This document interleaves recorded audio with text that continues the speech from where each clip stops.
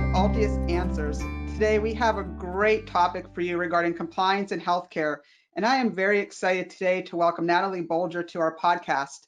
Ms. Bulger is the current compliance officer for the VA in the Region 4, which is Pittsburgh. She is committed, focused healthcare executive that has really focused her career on project coordination, contracting, and compliance. Prior to working at the VA, she spent a portion of her time at the Children's Institute, which we'll talk about as well. She also has served as the president of the ACHE Western Pennsylvania branch and has served early careers roles, has been honored as a top 40 at 40 within Pittsburgh, and has served in various capacity volunteer organizations. Natalie, thank you so much for joining us today. Thank you. Excited to be here. Natalie, if we can talk a little bit, everyone in healthcare, I feel, has some type of mission-driven reason for they went into healthcare. All of us have a story to tell about our backgrounds and what brought us to where we are today. Let's just start with allowing the audience to get to know you a little better and what really drove you to create your passion in healthcare. Sure. So I grew up in healthcare. My father was an administrator and CEO, and I have various uncles and cousins and grandparents that were all nurses or doctors. It was the conversation at the table every holiday. It always came up. And I swore I wasn't going to go into healthcare. I said, I'm going to break the family rules. I'm going somewhere else. And it didn't work out that way because, really it's the things that we grew up with and that we're ingrained with that just kind of stick with us over time. So I got an undergraduate degree in social work and started doing research at the University of Pittsburgh, ironically in healthcare. I was in long-term care looking at quality of life in nursing homes. And while I was there, I kind of had this light bulb moment and said, oh God, this is just kind of, I think, what I'm meant to do. Had no idea where I wanted to go with it, just knew at that point that healthcare administration was indeed the right fit for me. So went to get my MHA at the University of Pittsburgh, the Graduate School of Public Health. And when I started to assess where I was going to do my residency, I wasn't really sure. I had started to reach out, meet other executives, and as you mentioned, kind of get in touch with what was really the underlying thing that was connecting me to everything. And I went to a session at the Children's Institute of Pittsburgh. And while I was there, it was like another light bulb moment. I realized that I had been a pediatric patient. When I was 16, I had mono severely. I was the first patient on the new wing of the Children's Hospital when it was in Oakland, and by myself. So it was like an episode of House. Every resident, every doctor, no one knew what was wrong with me. I didn't have a diagnosis yet. And they thought they were going to have to intubate me. And I was terrified. I was 16. My mother wasn't there. She had run home to get a change of clothes, and a nurse came in and literally pulled all of the tubes off the back of the wall and explained what they were and how they were going to get me through that process if it happened. And to this day, it still kind of gets me emotional. I won't forget what her face looks like, how she talked, and that just really stuck with me for the rest of my life. And so when I had the opportunity to go into pediatrics, it just felt like the right fit. I was like, oh my gosh, I've been on the receiving end of these services, and now I get to be on the side that provides that care. And when my time at the Children's Institute had kind of started to come to an end, it was the right chance to look to expand my career. I was drawn to the VA because my father went to West Point. He was a military. He went to the Army. My grandfather was a World War II surgeon. So another grandfather received care at the VA in Pittsburgh. So again, it was all these stories kind of coming in and really just meshing well. And when you're connected to what you're doing and who you're serving, it creates all of the difference, because it's those days when you don't want to get up out of bed that you go, I know who's relying on me. You picture your dad, you picture yourself, yes. And it drives you to just continue to go there. So I always joke, I said, I have a direct story to the places where I've worked and things that I've done that make me really invested in what I'm doing there. I love the fact that your passion is so connected to your past experiences, especially that you were a patient on the pediatric wing, and that ultimately took you to one of your first roles within healthcare, which was at the Children's Institute. And I think it's really fascinating that you had a grandfather that was a surgeon and, served was it at West Point you mentioned? My dad went to West Point. My grandfather was in World War II, Battle of the Bulge. So right in the heat of everything. That's incredible. And that has led you to really focus in on the VA, which I think is fascinating. So you've been able to intertwine all of those different backgrounds and all of your experiences to really build your current career. And I think that in healthcare, there's always a mission-driven focus, which drives us all to do what we're doing today. And It along with really that, is. the Children's Institute, before we start talking, about ACAG and some other areas, I think the Children's Institute has a pretty unique mission. And I know that within the Pittsburgh region, it's a very interesting facility. They do some amazing things there. Can you talk a little bit about what that organization stands for and some of the opportunities that you had there? Sure. So the Children's Institute of Pittsburgh, independent rehabilitation facility, school for special needs children, and they do social services, adoption, foster care, and family reuniting families. And it's been in place for over 100 years. It's a stalwart in the Squirrel Hill community. It's embedded in the community. You drive by, it looks like it belongs there. They have great accessible gardens and playgrounds. And though their services have changed, especially in the most recent years, given the healthcare environment that we're in and how many rehab services are being pulled into the acute care hospitals now, they're still continuing to serve needed populations. So whether that's behavioral health or children with various learning situations that cannot really get the most out of their education in a standard school. So bringing them into an organization where they can learn at their own rate and learn in their own ways in small classrooms with good attention, I think is really important. And including there was an autism pod of classrooms, so specifically for children on the autism spectrum in different ways, all with individual learning plans. So that really, it was so unique to have there. And there's other schools like that within the Pittsburgh region, but then to have it embedded with also medical services in the same building. Yes. So I remember the students used to deliver my mail. If I didn't get my mail for a couple of days, there'd be a knock on the door and a student would come in and deliver the mail, and we'd practice thank you and all of those language cues.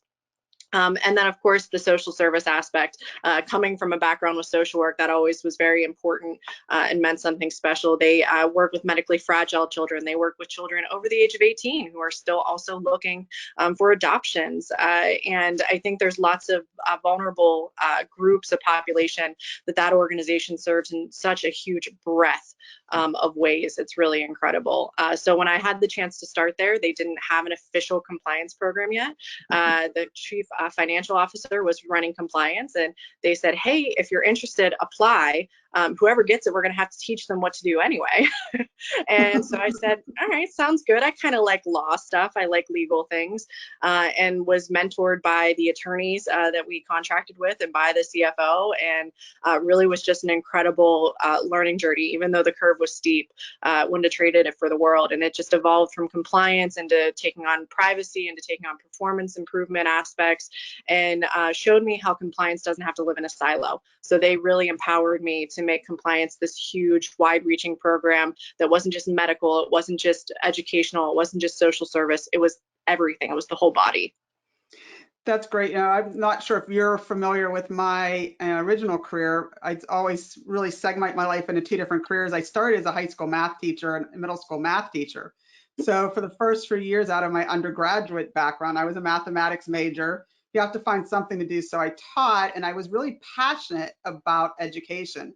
Wow. And so when I moved into getting my master's of health administration, it really allowed me to marry both my passion for healthcare with my passion for education. So those two components led me to really like the Children's Institute.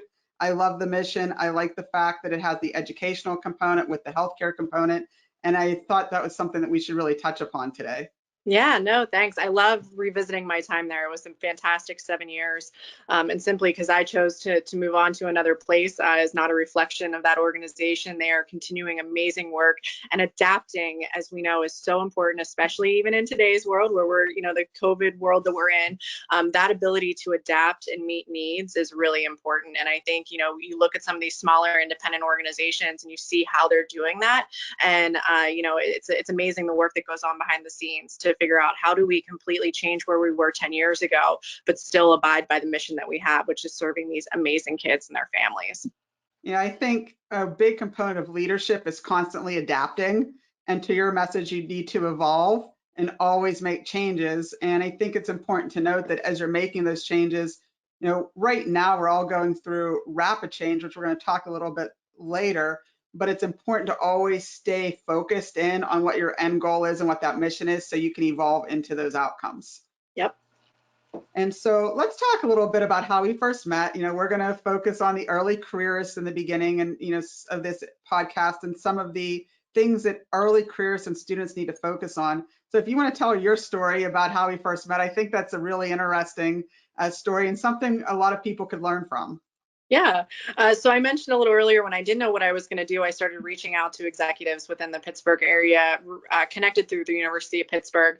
We had some great faculty that just seemed to anything you wanted, they could connect you with. And then I was doing searches and I said, hey, do you have an email address for this person? And not only you, Stephanie, but Jan Jennings both came up in my search. So I was looking for recent graduates that had really established themselves in fields that I didn't know a lot about, and senior advisors and executives that had been doing this for a long time. So it was like the perfect little combination for that. And, it was just an email. And I said, hey, I would love a chance to talk about consulting, specifically this more of a small boutique consulting approach, not a Deloitte or Ernst & Young or anything like that. And without hesitation, there was a yes, come meet us for lunch. We'd love to chat with you. And I remember coming downtown and just kind of wide-eyed, like, oh, I get to go out with the president and executives of this group and talk to them over lunch. And then there was the extra bonus surprise of I sit down and there's another executive that pops in, because it was a working meeting that you all had been more open than can be to invite me to sit in. So not only to learn about you, but actually to witness a conversation happening as part of what you were doing on a daily basis. And that just, it felt so nice to kind of be welcomed in, because I definitely had no clue what was happening. it was really learning from the bottom. And I will say, for everyone that I've reached out to when I was that first year in grad school, I didn't receive any flat no's. I received this isn't a great time. Is there someone else you might want to talk to? Or can we do this over phone versus coming in and meeting in person? But everyone was so invested. And I think it's a great thing about healthcare is we know that the incoming generations are what's going to be that defines healthcare in the future. So we have to invest in those new generations coming out of grad school or coming into the administrative world and help them navigate their own path in a way. So I always joke that it's a lunch that I will never forget downtown, and really feeling like the first time that I was like, oh yeah, this is great. I feel like I'm a part of the team, and getting a better feel for what you all did. Yeah, I can remember that meeting as well, and it was a great experience. And I think one of the things I would encourage, students, early careerists, anyone in general to do is reach out. I think everyone, is willing to mentor. And in our industry, mentorship's so important. In any industry, mentorship's important. And we all have really evolved to where we are because of mentors. So I'm really excited that you did reach out, and glad because we've developed a friendship over the years and stayed in contact since that date. But if there's someone you want to learn from, if there's a tool, technique, something that you need to know, just reach out and ask. I think that there's always going to be that opportunity for that mentorship and that connection. And that's so important with where we are. I've had so many mentors in this career that, I probably will insult people if I start to list them, but I'll just start with my residency program, which was where I first became connected with Jan as one of my mentors. And I was at Jefferson Regional Medical Center outside of Pittsburgh, and I served there in the residency. And everyone was just so overwhelmingly kind and helpful to me. From Luis Urban, who now currently serves as their CEO, to Tom Timko, who was a CFO and had other roles. And they just took me under their wing, and I basically rotated through every single department within that hospital. In some of the areas that you wouldn't think about, laboratory, radiology, registration, I worked everything. And they always invited me to meetings like we did for you that I didn't really understand what was going on, but I learned, I took notes, and all of that led to my skill set that I have today. Yeah, I remember Tom, I met with him right before he retired. So, it was nice to then, when you met new people and they would mention names, and it was like, oh yeah, I've met with them and I got to know them too. And to even hear how those transitions happened. So it's healthcare seems to be a very small world. It's 6 degrees of separation, but almost more like 2 or 3 when you get down to it. It really is tiny, and you'll start to pop, back into people over and over again, especially when you're dealing with, organizations like ACHE and HFMA and other similar groups. So let's talk a little bit about your role with, in the Early Careers Network. I know right now we're going through some really dynamic times, Oh, this is being recorded during the COVID-19 pandemic. I think we are approximately 2 months in and roughly 7 weeks of what's considered to be shelter in place. Pittsburgh's coming on, I'd say, a little bit beyond the peak, but we're still having some, larger caseloads right now. Can you just talk a little bit about, the uneasiness that's within the student population right now and what maybe some MHA students are focused on and any recommendations or guidance that you have for them? Sure. So I know the University of Pittsburgh actually just had their virtual commencement this past weekend, CMU, Duquesne all following. And many may have had jobs initiated. And now the question is, orientation for my new job is virtual. And I'm not even going to be going into the building initially because I'm already telework. I'm going to go and pick up my computer and then be home. Or there may be nerves because you are going into the building and now you are boots on the ground, you need to be masked, you need to be following all of the protective procedures, which can cause its own level of anxiety that we know many of the clinicians are feeling. And then also the students coming into the programs going, I don't even know if I'm going to be on campus in fall. I may be in a fully remote classroom, which they weren't planning for. Probably one of the reasons they chose the program they're in is because it's an on-site program. And now that kind of has been shifted.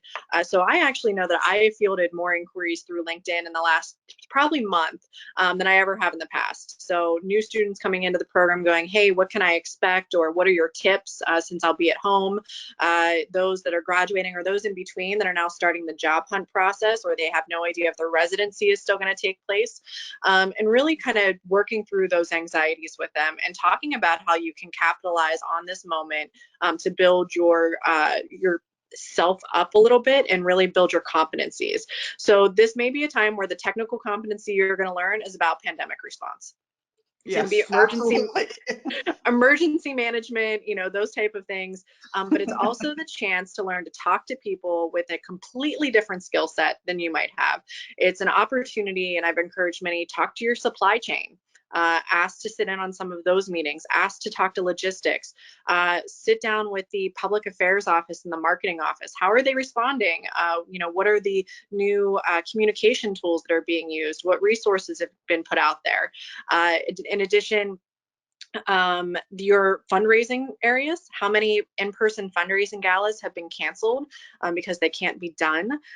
So now there's a shift. Are we doing online? Are we, focusing on influencers to potentially put the word out that we need something? And then, finally, it's a chance to also focus on those soft skills. This is when you get to hone how you write your emails, because you're going to be doing a lot of email and how you sound on the phone and recognizing people's capacity and offering other solutions. So I think the number one thing that I can encourage those either going into a residency or going into a job is not to send any communication that goes, I don't know what to do. That's great. You might not know what to do, but offer a solution. I'm not really sure what to do right now because things are in such turmoil. Is there a way that I can support operations by working with X, Y, and Z program lines? Or is there more administrative support needed? Or if you know your strengths, looking at you, Stephanie, with a mathematical background, statistical background, can I go help a program that really needs some of that mind power in place? And that, I think, is where you're going to see people really start to excel. They're going to get their feet into something. They're going to know what they're already strong in, but also learn in the same process. Right now, my number one focus is hosting meetings efficiently and effectively with deliverables, because no one wants to sit in a 1-hour meeting right now and walk out of it going, I don't know what I'm supposed to do. Right. So we've slimmed meetings down to 30 minutes. We prep everything before the meeting and we just go, hey, we're not going to look at this right now. We're going to send it out. If you need to look at it, the references are in there to pull, and really doing a lot of active listening. I take a lot of calls, over the course of a day from folks that go, I'm a little stressed because this completely changed. And that's okay. It's good for that change. That's actually the path we want to move down in this situation. And you can just kind of hear the stress kind of lift off of people. So the ability to have those conversations, and like I said, this is the time to either listen to other people talk like that and to start practicing yourself.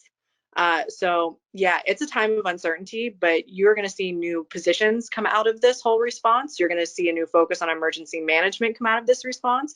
And you're going to see people that might have gone in going, I want to run the case management department. And all of a sudden they're like, oh, what's that over there? That looks really good. And actually that might be a better fit. So it's huge time of awareness and self-awareness and taking care of yourself so that you can be the best that you can for your organization or your school. Yeah, I think the self-awareness component's really important right now, and just the education and growth in general. It is a fantastic opportunity for everyone, early careers or not, to really dive into things that we haven't particularly focused on in the past. And, really learn more about this dynamic situation that we're all working through together, and understanding that we might think that what we're doing today is the right decision and find out 2 weeks later that we need to pivot. And that's okay. And when you're going down one path, the most important thing is pivot quickly Mm-hmm. and pull in as much information as you can. Right now, I think there are a lot of webinars that are happening. And as you mentioned, for early careers to really start to look for information and foundation, supply chain, materials management. And I think there's a great opportunity to just register for a lot of these free webinars and expand their knowledge set so that they can bring those skill sets back to the workforce, their employers, their residents, wherever it is, and really expand their knowledge base. They're living through a great time where there's more access than ever before, to what's happening. I can think about whenever I was in graduate school and when you were in graduate school, to be able to sit on a webinar that's talking about what's happening in New York City, at Presbyterian during a pandemic, or to hear what they're doing in response in San Francisco, which compares to Iowa, which compares to Grand Rapids. I would have loved to have had access at that level and to get to listen to surgeons and doctors and public health officials and government officials tell their story. It's happening right now. And I Mm-hmm. think for, students that are interested in healthcare in general, access everything. Oh, Dive yes. in 100%. I joked a couple of weeks ago, and it was all seriousness, that I never knew what I was going to do with my epidemiology core class that I took at the university. And now I'm telling people you're looking at the wrong data curve when you're trying to figure out flattening of the curve. And I'm like, oh my God, it sat with me.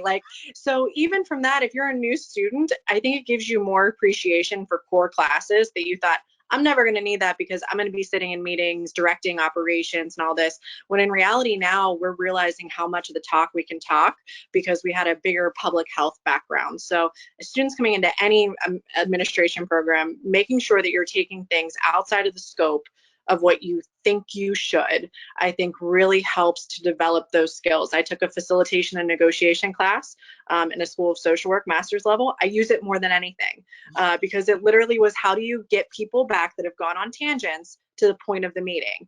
And you don't think about those things inherently, but they are super important. And I think right now, if you have the capacity because you're doing online classes, maybe you can add an extra elective in if it's if you're able to. So to think of those opportunities too, beyond just, oh gosh, I'm stuck at home and I can't. Is it sad that we can't do group work the same way that we used to? But that dynamic's kind of out of it. So how can you adjust and still get the value that you're looking for? And what do you think are some of the core competencies? Whenever people are adjusting and getting this value out, there clearly are different skill sets that people are going to need coming out of this and moving forward in the healthcare market. What are some of those core competencies that I should look at developing if I'm, early careerist or early management, or, where should I really focus my attention? So I'm at communication. Absolutely. One of the number one things that I look for, especially as well, if I'm talking to someone, are they able to speak in a concise manner, get to their point, focus in on the areas that they need to, and can they adjust how they're communicating to the people they're communicating to? You're not going to talk the same way to a physician as you would to someone else. And you will see that there are people that can't make that adjustment as smoothly. And it's very hard then to keep the attention and to actually get things accomplished. So that's my number one soft skill that I really think we probably don't focus on enough, including how are you opening up an email? How are you, do you have your own brand when you communicate? I am the person that puts memes on half of my emails, and, when I'm trying to lighten the mood or, break a certain monotony that we're seeing. And people know that now. Like, I think they expect, oh God, Natalie, it's Friday. It's been a rough week. Natalie's going to come through with a cartoon for us. But that's, and then you have to feel confident in that. When I think other competencies that really just have to be known are core foundational aspects of healthcare delivery. And that is, how healthcare functions and the pieces that are in place. So from that operational side, even though how we're delivering healthcare is going to change, the factors of it are still there. What do you have to do to meet the needs of your patients from the moment they contact your organization to the moment their episode of care has ended, and knowing what that process looks like and all the different branches that occur from it. So if you are thinking only face-to-face appointments, that's not going to be right. You've got to basically say, from here, I can branch in 10 different directions. And how does that look? How is that care delivered? What are the different competencies those people need to provide those different types of care? So that's absolutely huge. And then just, I think the core financial pieces behind it. So how are we going to be able to function and make money based on what we're doing? Maybe we can't make the money right now, but at least what the opportunities might be down the road as things adjust. So it's really that awareness. If you have people with tunnel vision and they come in with tunnel vision, generally my question is, what have you been doing with your free time? Because branch out a little bit, get a little bit more to it. That brings us to, I think healthcare has been very siloed. Yes.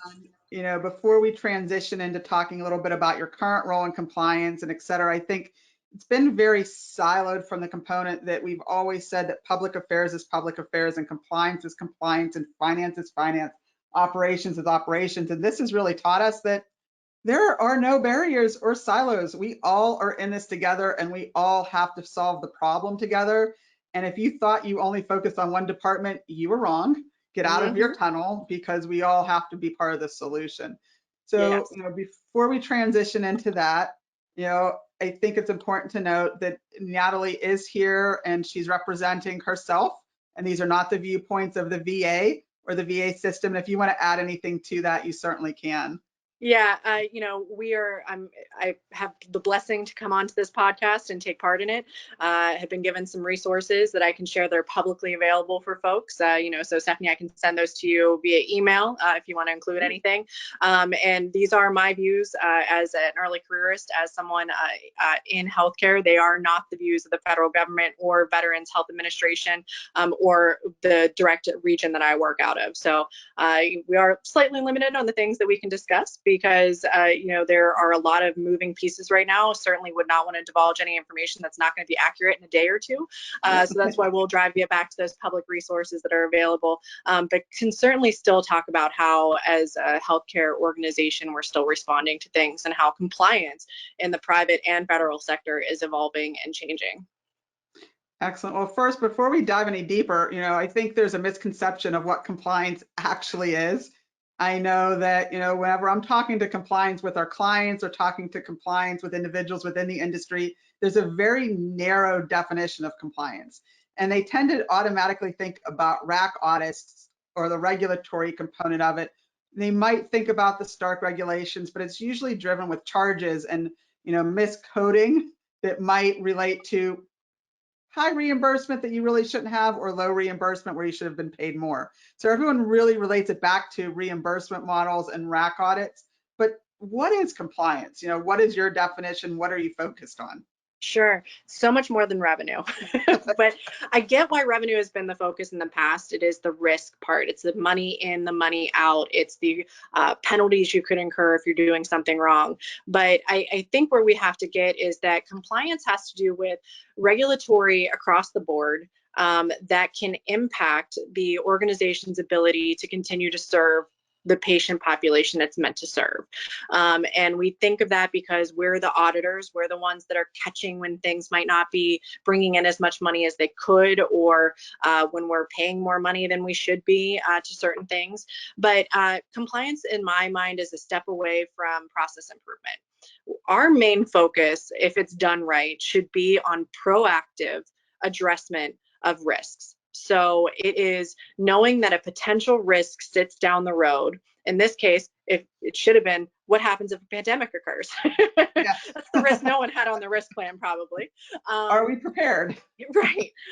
And what the breadth of that looks like, and getting down to the really lean principles involved, and getting away from just looking at spreadsheets and calculating numbers and then slapping people on the wrist and saying, bad job, fix it. We tend to be very reactive. We tend to be very detective, but we really need to shift to be proactive and preventative in nature 70% of the time, and reactive, detective in nature 30% of the time. So the more education that we're doing, the more that we're bringing, the moment a new doctor comes on board, that we're talking to them about, do you understand X, Y, and Z? Is there more support that we can give you? Doing lunch and learns, doing things that people might not always think are valuable of their time, but really are beneficial in the long run. The problem is, a really good compliance program, you don't tend to see. We're embedded in the daily operations. It's something that everyone is doing and may not be recognizing that what they're doing is actually compliance related. You tend to hear about compliance when there's an OIG investigation, when there's an OCR investigation, and you hit the news and there's a corrective action plan that's been issued by the federal government and CMS that you have to get done, and the compliance officer is the one that's in charge of it. But if we keep you out of the news, that means that we're doing a really good job. That means that we're detecting things quickly. We're understanding how that could be related to other things and getting ahead of it and addressing it in that nature.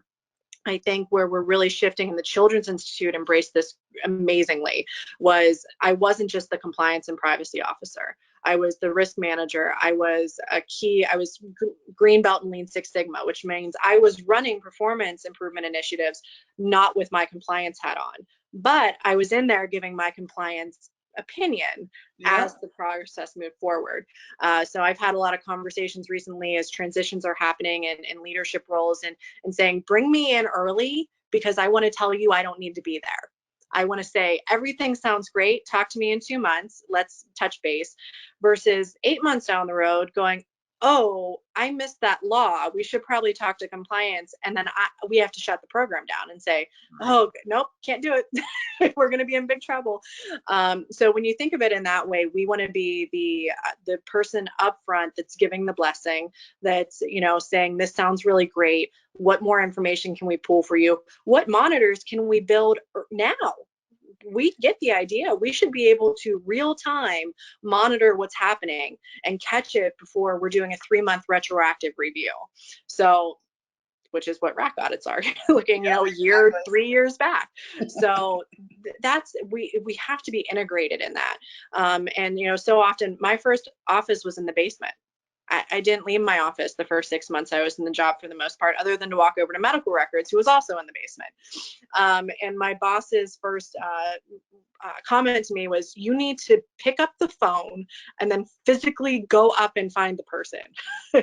And I remember just going, oh God, that gives me anxiety. Like, they're not going to want to see me. I'm 27. I'm brand new to this whole thing. And it was amazing the moment I did that, the relationships that started to build. And then people actually want to come to you with questions because they know what you look like. They know that you're not a scary human being. They know that you have a face and you have a personality. And so they're going to be more apt to knock on your door and say, hey, something's just not sitting well with me. And can we talk about it? And if anything, maybe there's nothing wrong, and you can give them that reassurance. But maybe there is something that warrants looking into. And now we've taken that on to look into, and we've alleviated that stress off that individual. So the more relationships that you can build in an organization, and the more that you trust your compliance officer, we're never going to get mad because you brought something to us that wasn't ours. We may say, that's an HR issue. Thanks for the heads up, but no. But we want to hear about it. And I think that's great advice. It's far better to bring the information to the compliance officer earlier rather than later. And I think a lot of times we view compliance as fearful. People are afraid to talk to the compliance officer. They're afraid to bring something to someone's attention, as you mentioned. But Hmm. just sharing the information is important because you're one organization and everyone has an embedded interest in making sure that everything's in compliance, that you're following the right regulations, that you're performing high quality care, that you're taking the steps necessary. So I think that it goes back to what you said earlier, communication. Yeah. It's really embedded in communication and relationship building. And those are two important skills that transcend everything, including your role right now as a compliance officer. Yeah, and we see, there is credit given if you self-report something that you've detected. The OCR has the privacy, the HIPAA reporting now that you have to report in there. And what I've seen is if you're reporting, small breaches consistently over time and showing what you're doing with them, then I never got any questions asked. It was that we trust you that you're reporting these things and we appreciate that and we're addressing it internally.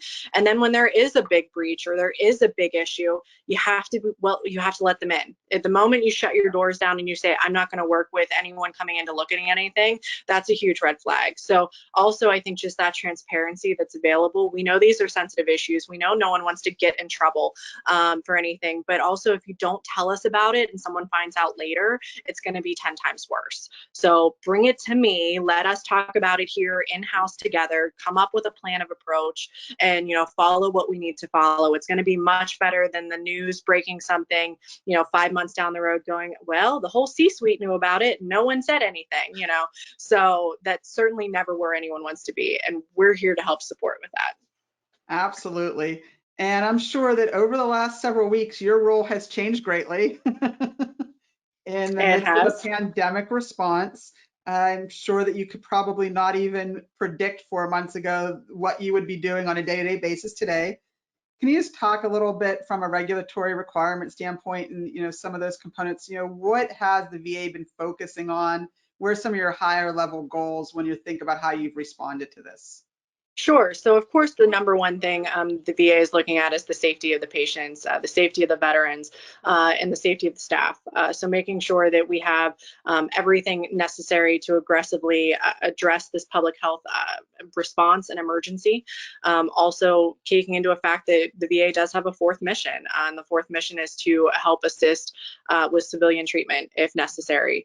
And that has been enacted in a few areas, and more about that certainly is available on the VA's website to pull up. I think, we've also seen a shift in regards to the capacity of individuals, folks being asked to go out and support other hospitals, to support other positions, to support other job duties. That whole other duties is assigned on your resume is very big right now. And we're seeing that across the board, VA, public sector, private sector, whole deal there. It's trying to still keep in mind that there are needs that are addressed and need to be done. So auditing can't just go by the wayside. But if we don't have good samples to look at, which right now our samples are they're crazy. You don't have the standard sample size. How do you really scope something to look into it? So I think in so many departments, there's a shift to look at when the response has settled and we go back to some kind of normal. What can we do in this gap period for those of us that aren't being pulled into clinical care, that aren't being pulled into other operations, to make sure that transition is as seamless as possible, to make sure that veterans aren't, seeing a huge change in their care that they wouldn't expect to see already. And really just ethical leadership has become so huge, making sure that the right folks are involved in decision making, that communication is transparent. And, in the first few days, it's always a little rough as you kind of get the feel for that. But we've seen just incredible response across the board that, we are looking at what is providing the best outcome and how do we make standardized decisions. So, in regards to anyone doing this approach, we saw what happened in Italy in regards to who gets vents, who doesn't get vents, and we're seeing it in New York, and how organizations are structuring that decision process. And that's ethical decision making. And it's really interesting. And I think we're going to see a lot more of that in healthcare in general when this is all said and done, with providing people really cohesive decision trees to guide their decision making so that things are comprehensive and they are consistent. Consistency is so key right now. It is, and I think that ethics is something that we're not really taught a lot about when we're in graduate school or in general. It's kind of just brushed over as maybe a chapter. But when we're going through a pandemic response about this, everything roots back to decision making that's based on ethics. Hmm. And as you mentioned, it needs to be consistent and has to be based off of the mission, vision, and values of an organization and orchestrated in a way that really carries everything out in the same way for every single patient without bias.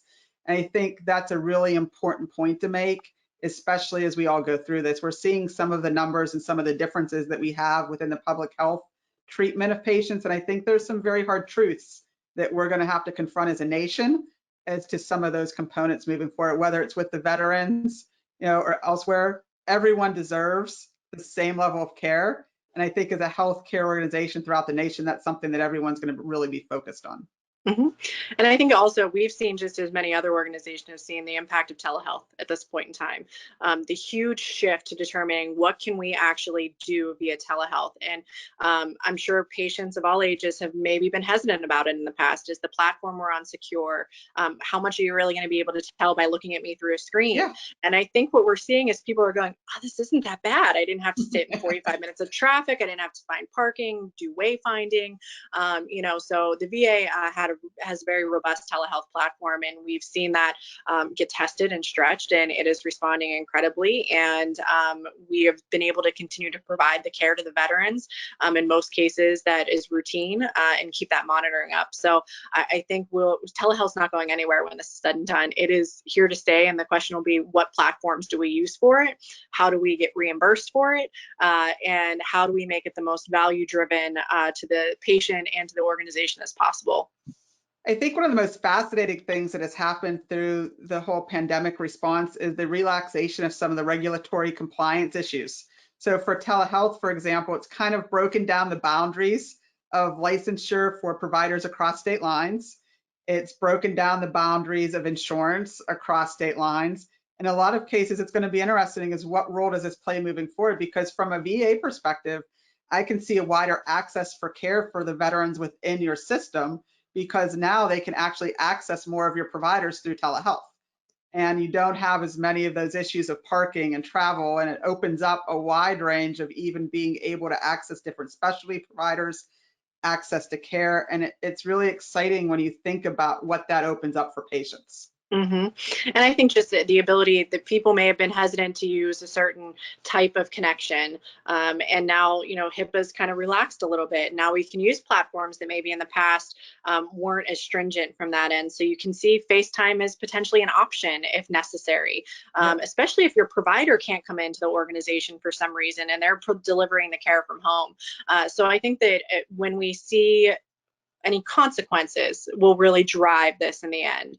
So again, when things tend to settle down and they look back and they go, well, what negatives came out of that, if any? And that hopefully I think will lead the conversations about, will temporary restrictions on some of these pieces of a regulatory side remain in place? And I think that, virtual care should also be addressing the licensure piece. The idea that I can talk to you virtually, but you still have to be in the same state to talk to me, it's like, and I don't know the medical boards. I'm not going to claim I do, but it seems like that would be common sense down the road when we get there. And I think because, we have to address, there may be additional waves of this too, that reinstating regulations and pulling them back and reinstating and pulling back can cause even more chaos in the long run. So the conversation is, until we have a vaccine, until we have standardized really new norms, is this going to be allowed to continue? And when people feel safe leaving their house, are they going to go, doc, no, just call me, it's okay?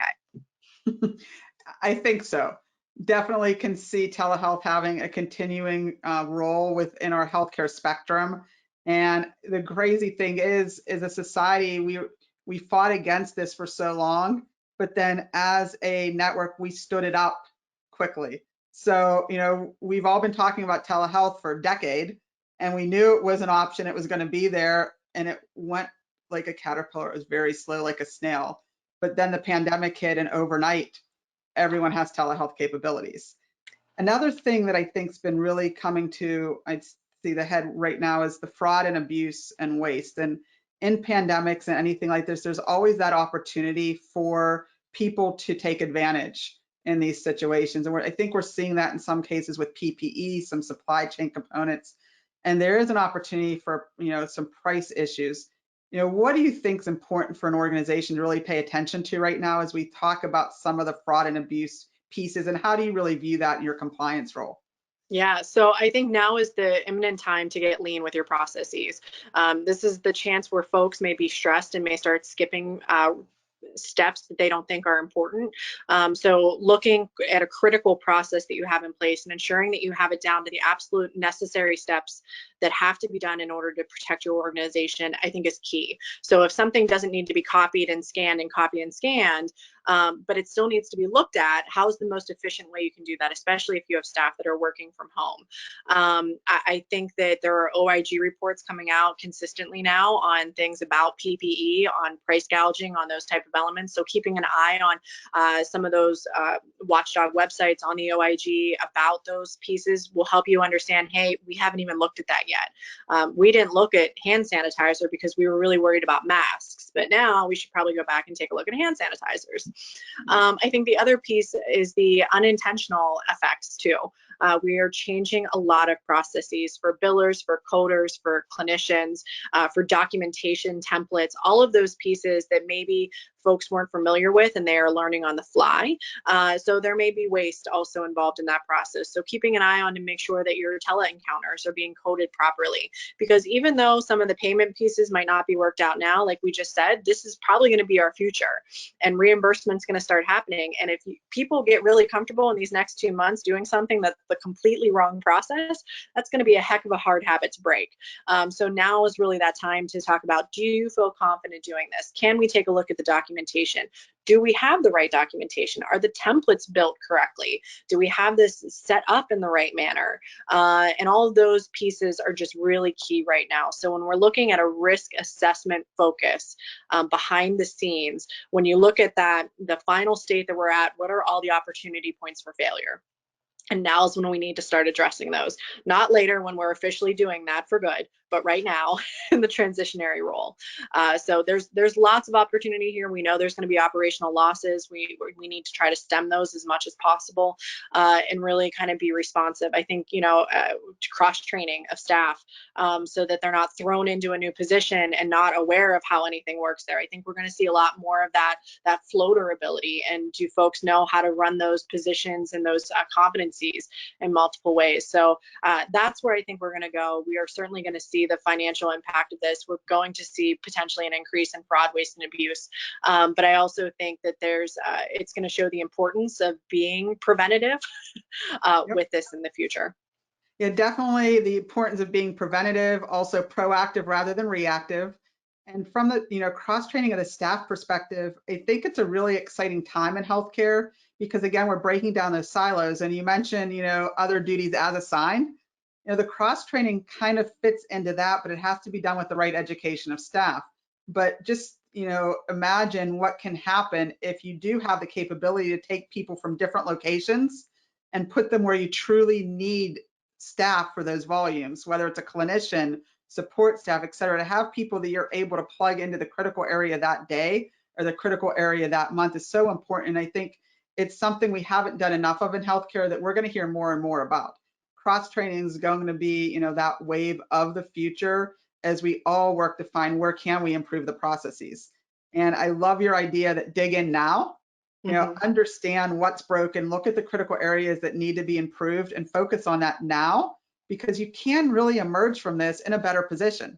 I think a lot of times we're looking at the pandemic as happening to us and not understanding what we can do for our organization and for us to come out of this stronger. And there are a lot of those things that you can break down a process that you knew was broken before, put it back together, remove the 3 or 4 steps that probably shouldn't have been there, and here you have your efficiency. Right. And we all know that right now there are going to be some operational things that we have to change. We need to become more effective. We're going to need to look at the financial structure, but what a better opportunity to really put the right processes in place.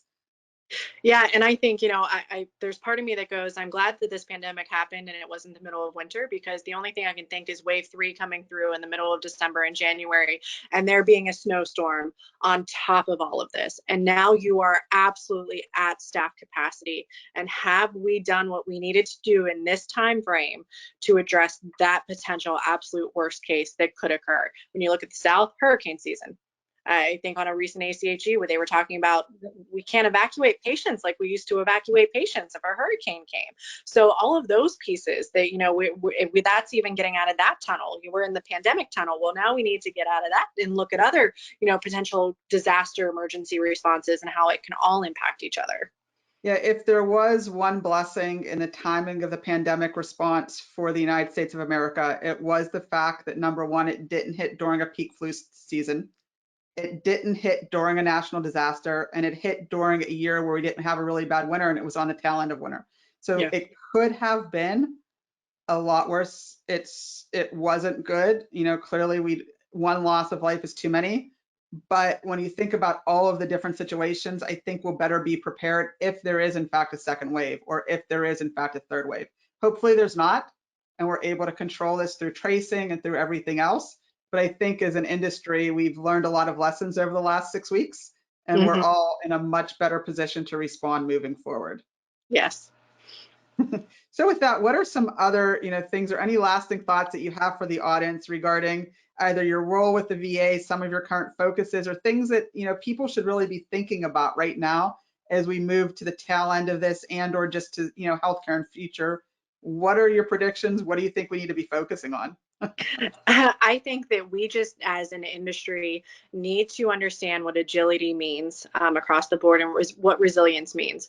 There's sometimes that I think about the number of beds that we have and the impact that the closures on small community hospitals have had in driving COVID patients to urban settings, which then may be causing more of a surge. So will we see more decentralization of services in the future? Smaller community hospitals with 1 or 2 ICU beds to, limit the transport that's happening if another virus were to come forward. Will we see instead it's more the community hospitals that are in existence potentially failing right now? We know that there are areas, especially in Pennsylvania, that have not seen the coronavirus, but had to stop based on state regulations doing a lot of their procedures and surgeries. What's the impact of that? So I think that we're going to see a lot more things come in that are flexible in their way of doing things, that are more responsive. And we see this in the business side. How many businesses couldn't do their business anymore and now are doing public health response, making masks, making hand sanitizer, doing food drives? And it's, well, how does healthcare do that? How do we get more agile, and how do we flip our business model quickly in the same sense? So do you have a spot that is basically you can confirm that there's not going to be anyone there that's infected, so we can still provide some face-to-face care? So I think if anything, we might see more decentralization of these things. We're certainly going to see more work from home. We're going to see more remote responsiveness, which may be great. Maybe you have business folks in the office at longer hours because folks don't, it's fine. I'm just going to wake up and work from 9 to 6, and someone else is going to work from 6 to 3. So I think that there's absolutely incredible opportunity that's going to come out of this. It's a question of how are we supported financially from a federal standpoint in order to address it, and how receptive are the patients to it. So that's who we're serving, and ultimately, what did they want from us when this is all said and done? So how do we keep our pulse on that with them? I think you raised some interesting points, and I'll just add on a few things that I've seen in the marketplace. I've seen some interesting things happen in places like chiropractic and physical therapy, not necessarily with practices that are owned by hospitals or healthcare systems, but they're doing a lot more education online via video and self-taught education components. So they've pivoted and put online platforms in place. And I think we're going to see more and more of that, from a perspective of, if the patient's unable to travel for physical therapy, how do they actually do their exercises at home? And that's just one component. But from the rural health perspective, I think we're going to see a public health stabilization occurring throughout the country. Over the last 20 years, there's been a large number of rural health centers, hospitals, et cetera, that have closed. In fact, there are some states where you could go for 4 or 5 counties and they actually do not have a hospital in place with an ICU bed anymore. So I think as we really look at the country overall, where are the pockets of the population that are really at risk? If there is a pandemic and there's an outbreak in those communities, what can be done to control? Where should the ICU beds, as you mentioned, be located? I think we're going to see more of a cohesive approach to making sure that we do have hospital beds throughout the country, that we do have access to care throughout the country. But unfortunately, in the short term, I believe we're going to be entering into a very difficult time for a lot of community hospitals that are stretched from the financial constraints of what this pandemic has done to them. So there's going to be that initial period where we're all trying to figure it out.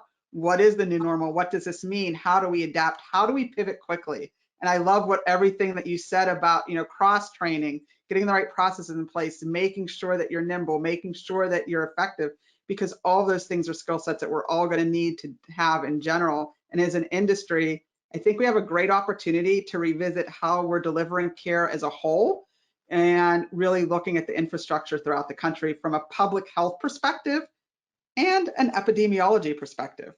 What should our healthcare model look like to serve the patients and the population? I know we've always viewed it more from, I think, the viewpoint of a business in that regard, where we're going to have to really viewpoint from the outcomes. What does our patient population need, and what do we need to provide to respond in a pandemic? Yeah. And I think when you mention, the rural systems, these are also the people that don't have consistent internet access potentially. They're in dead zones. So telehealth isn't even going to reach them. So telehealth's not the serve one all solution in these cases. So, again, picking those vulnerable populations that exist, urban settings, rural settings, different age gaps, different comorbidities, and how can we assure that we're meeting those needs in the long run? So it's going to be an interesting next couple of years, I think, as this all kind of settles down and we see what delivery looks like, and the key players, what are positions that have been around for a long time that now are going to transition into something else in order to support the delivery that we need for our population. Well, fantastic. Natalie, thank you so much for all of your insight and your information today. This has been a great conversation. I think the listeners are going to really enjoy everything that you had to share, from the early careerist viewpoints to what's currently happening within the pandemic response, and some of the viewpoints from your perspective on what's occurring, but also where does healthcare need to go in the future. So it's been a lot of fun. If anyone would like to reach out and find you and or ask a question regarding any of the information, where should they look? Sure. So I certainly can be found on LinkedIn, Natalie Bulger. Also, my email address is really easy to remember, so I'll say it here real quick. It's natalie.c as in Charles.bulger@gmail.com. So feel free to shoot me an email. But those are probably the best ways to get a hold of me. I'm really responsive on them and really just love interacting with folks. I learn as much from any new person that reaches out to me as they can potentially learn from me. So I think you're only as good as your network, and the more robust and experienced your network can be across all spectrums, the better you're going to be as a leader in the healthcare industry. I agree with that. I think mentoring is so important, and you are only as good as your network, and I'm very blessed to have you in mine. So Same. Thank you. I think our listeners definitely will, appreciate all the information that you shared today. And make sure that you're following Altius Answers on all of the different podcast channels, Apple, Spotify, and also look for us on YouTube. And for all of our listeners, look forward to the next podcast. And Natalie, thank you so much for joining us today. Thank you. My pleasure. Thank you for listening to the Altius Answers podcast. For more information on anything you've heard today, please search for Altius on LinkedIn or Facebook, or visit us at our website, www.altiushcg.com. That's www.altiushcg.com. Once again, thanks for listening, and we hope to see you again in the future.